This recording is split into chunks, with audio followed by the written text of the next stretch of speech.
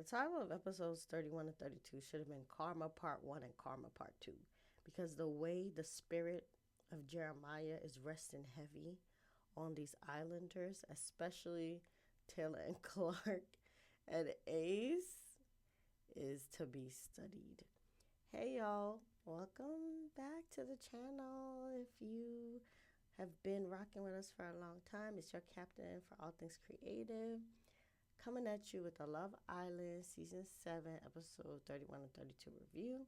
If you are new to this channel, welcome. Please like, share, and subscribe.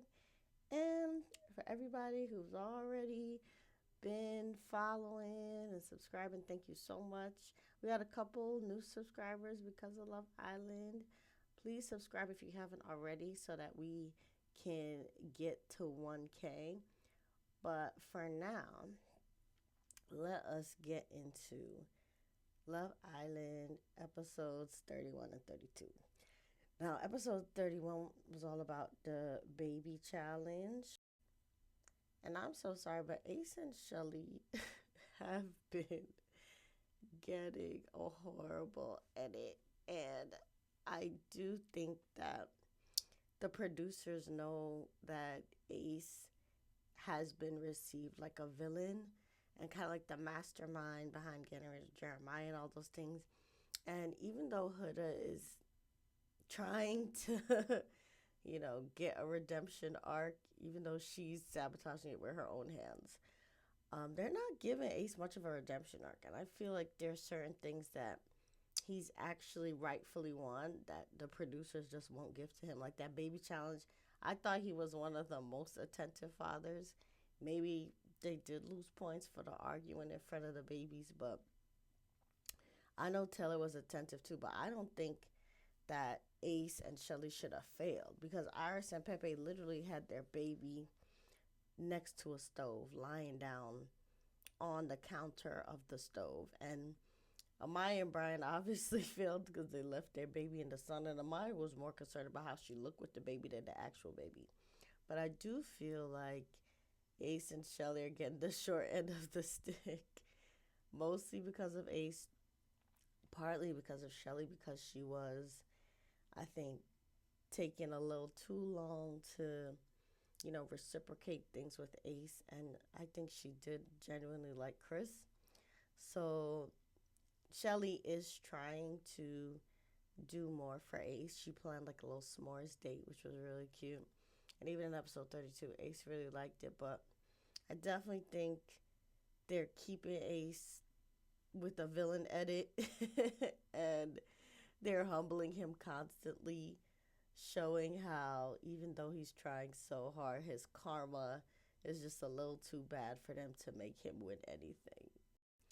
But the king of karmic retribution, or, the couple rather, who suffered very greatly because of all the shenanigans with both Olandria and Jeremiah, would definitely be Taylor and Clark. Now, Taylor and Clark seem to have found a semi solid connection in this hopeless place, but at the end of the day, it's up and stuck behind Jeremiah for a lot of people. So he's been getting voted low. He was supposed to have been gone during that challenge, where they were raided and the Islanders saved him. So when America voted, America showed again that we're very not pleased with Taylor, how he played in Olandria's face and also played in Jeremiah's face being a follower behind Ace. I think Ace gets some respect from people because at least he openly told Jeremiah how he felt, and you could tell that Ace is not a follower. He's very much a leader, but Taylor definitely gets followers. And I thought it was so interesting that when he got kicked off, Nick and Ace did not cry for him. When Nick almost got kicked out the villa, Taylor and Ace were crying. Taylor was doing the Fantasia cry where he was leaning back. People had to hold him and carry him like it was a funeral.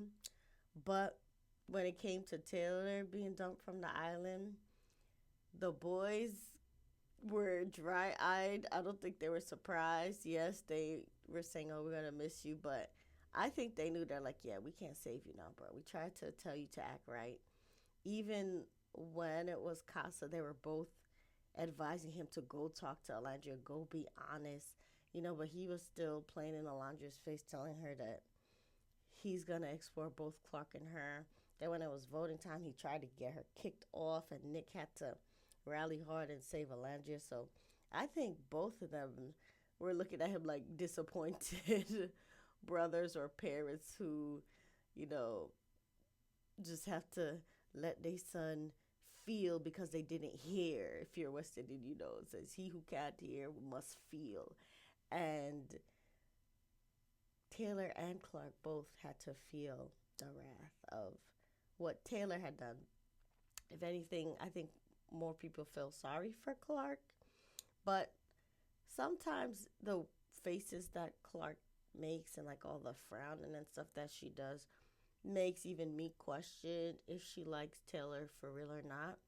It does seem a little bit like gameplay sometimes because it seems like she's tolerating Taylor to stay on the island rather than being as excited to see him or as visibly excited to see him because he's always, you know, very much all over her and she's kind of reserved and hunched over. And it does look sometimes like she's wincing around him. So it's debatable how much Clark likes Taylor. I think Taylor visibly shows that he really likes Clark. And even the proposal to ask if they could be closed off was thoughtful because Clark was a cheerleader. So Taylor had the boys, cheer for her in episode 32 when he asked if they could be closed off. But they could go be closed off outside of the villa because people are tired of Taylor. And they showed that with the votes. Now, the spirit of Jeremiah is not only resting heavy on that trio of Ace, Taylor, and Nick, but the spirit of Jeremiah definitely is still haunting Huda and the way she behaves. Huda was trying to get a redemption arc from the producers, and she was desperately trying to be on her best behavior for a couple episodes, but the old Huda definitely started creeping out episode 31 and 32. When it came to the baby challenge, she was sucking all the air out of the room constantly and bossing Chris around, making passive aggressive comments during the yoga, trying to make herself a victim. Like literally during the yoga lesson while Chris was talking, she was loudly saying, well, F me then. Killing the vibe instead of just going with the flow. And Chris was trying to be patient about it, but he revealed to his friends that he folded and I guess they had relations. So that's part of the reason why maybe Huda started going on the crash out train again because once I think she's physically intimate with someone, the boundaries blur more for her. And I think she gets super territorial and feels like she is owed more, or maybe even in her mind that she owns the person more because she was definitely looking at Chris sideways for everything during the baby child, saying, why you gave the baby that color? I don't like that color. Like Chris is supposed to be in her brain and know what color clothes, the baby's supposed to have on. So Huda, she clearly needed a little more therapy, a little more, time to heal herself and pick up the pieces because she's repeating a lot of the same toxic things that she did with Jeremiah with Chris. And Chris has had enough. And part of the thing that is wounded with him, I think, is his pride because I think he feels like he's a secret lover because I guess he gets affection from Huda at night physically, but then during the day she stays away from PDA. And again, it's the spirit of Jeremiah resting on this place because I think she felt like the Islanders judged her for moving too fast with Jeremiah. So she doesn't want them to think that she's also moving too fast with Chris by, showing too much PDA. But Chris is suffering because I think he's feeling like she's ashamed of him. And also, we cannot forget that Huda really disrespected Jeremiah when she was calling him all those B words and body parts. I'm sure Jeremiah's ancestors were not pleased. So everything that she's doing is crumbling, even though the producers are trying to give her this redemption arc. This girl can't even relax during yoga. She was starting to try to fight with Chris and be passive aggressive during yoga. So if you can't relax during yoga, I don't know what to tell you. I don't know how you can relax. And also, besides, the fallout from Jeremiah and again not wanting to look like she's moving as fast as she did with Jeremiah to the Islanders, Huda also has to contend with her own girl code hypocrisy because again she knew that Shelly liked Chris. I think everybody knows that Shelly liked Chris a little bit more than she let on. And remember, Olandria had called Huda out for kissing Chris in the speakeasy. So since she had that whole brouhaha over a private kiss, she does not want to be caught doing any PDA with Chris over the girl code stuff. And probably out of respect for Shelly and also the attempt to distance herself from how she behaved with Jeremiah. Huda is sabotaging this relationship with Chris, and Chris is fed up. So again, it's like the producers can try all they want to give Huda a redemption arc, but Huda is still Huda. So she's going to behave in ways that are unhealed because she hasn't really had time to heal from all the things that she's been through and all the things that she's done that she has to forgive herself for. And I think Amaya caught on to it because even when Chris was trying to have a calm conversation about it, she kept cutting him off. And then Amaya told Huda, don't beat yourself up too much about these things because Huda is just fighting with herself at this point. There's only so many chances that people are going to keep giving her when she literally sucks all the air out of the room. So we got to pray for her. Also, some controversy has been swirling around her. People have found videos of her lip syncing to a song involving the N word, and she did not say the word because again she was lip syncing, but she did mouth the word, so it's kind of a gray area. The producers have drawn a hard line with Yulissa and Sierra. They kicked them both out the villa expeditiously. Ulissa's dumping happened like a thief in the night. Like I think it's like the first or second episode, so there really wasn't that much of an effect on the villa because everything was so new. Sierra's dumping, I think, is still shocking people. And part of the shock is just how bright and calm and nice the episodes have been since she left. I mean, Sierra's energy also was sucking a lot of the air out the room. And I also had observed that she was moving very fake and false, especially from, when she was giving the lies about why the girls got rid of Hannah and how she stood behind Taylor when, Alondra's supposed to be her homegirl and she didn't stand up for Amaya when, the boys were piling up on her. All these little things, did not sit well in my spirit when it came, to Sierra. So it's very interesting how everything seems such like a weight has been lifted off the villa for sure with her gone. So I don't know if producers are going to give Huda the Yulissa and Sierra treatment. Again, she did not say the word.